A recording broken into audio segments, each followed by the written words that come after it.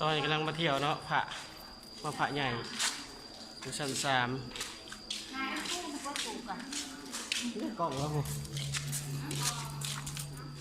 ก็เพื่อจะมาเถื่อแตกเถื่อแตนตอนนี้กำลังขึ้นชั้นที่4แล้ว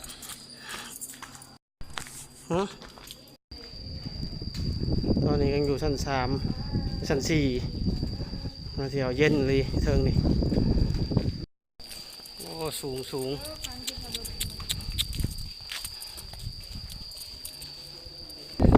โอ้ยอากาศเย็นเลย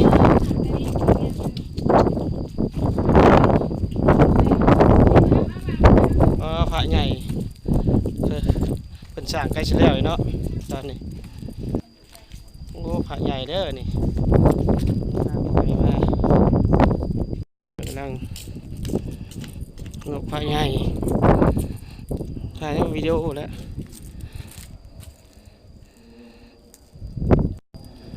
ก็ตู้ธรรมชาติสวยงามมากแนวลงไปลุกน่ะพังลาวเฮานะมีประเทศไทยมุกดาหารเมืองแต่กับผู้ใหญ่ไปไหนมุกดาหารปีบเพิ่มก่อนปีบถ่ายวิดีโอนี่ถ่ายเบิดเห็นอย่างไม่อยากใช่ไหมปะ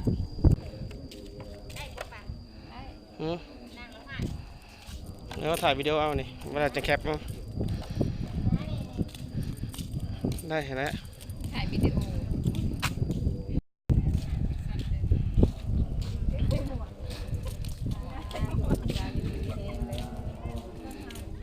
ยุลุ่มเนาะตัวนี้เนาะพญานาคตัวนั้นเนาะผมพญานาคผมเห็นมันพญานาคนะ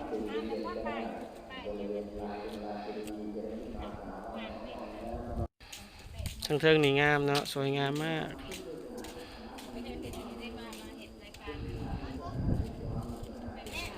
พระใหญ่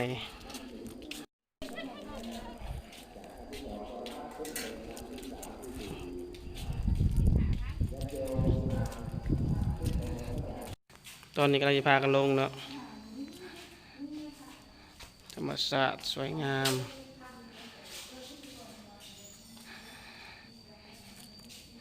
มีทางลงมาหอดเลยเนาะสวยเป็นเฟย์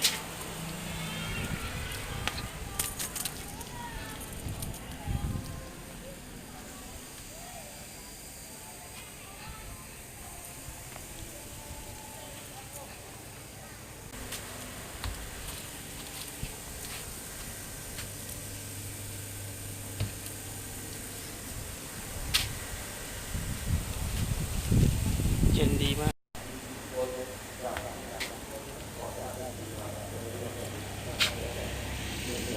อ่านกาแฟตามโมเดล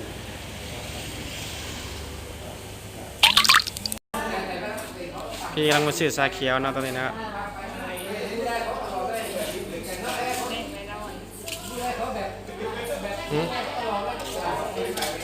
บรรยากาศงามมากสวย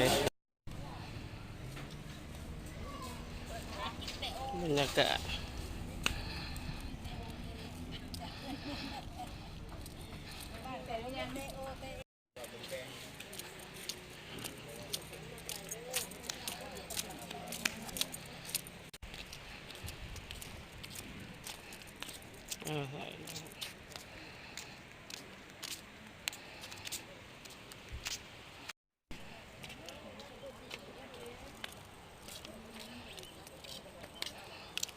แกงกระเบาเนาะตอนนี้เนาะ